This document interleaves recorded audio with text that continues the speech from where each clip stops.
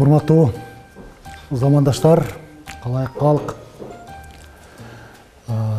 Мен бардыгыңыздарды, жалпы элибизди, кыргызстандыктарды Ош шаарындагы көп миңдик мугалимдер жана тарбиячылар жамаатынын атынан келе жаткан 2019 жаңы жылыңыздар менен чын дилимден куттуктаймын.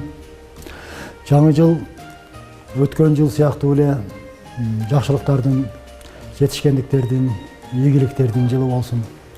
Ушул жылы алдыбызга койгон жаңы максаттарыбыз бардыгы ишке ашсын. Ойлогон, болжолдогон пландарыбыз аткарылсын, жетишкендиктер болсун.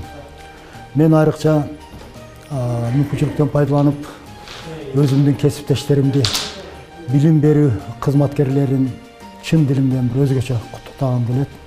Урматтуу кесиптештер, сиздердин ары түйшүктүү, ары сыймыктуу, ары оор, татаал ишиңиздер дайыма ийгиликтүү болсун.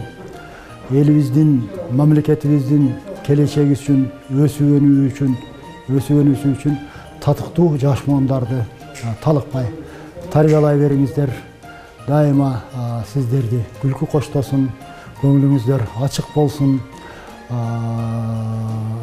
Үй бүлөңүздөр менен биргеликте, ден соолукта, бакыт алайда жашаңыздар, бар болуңуздар.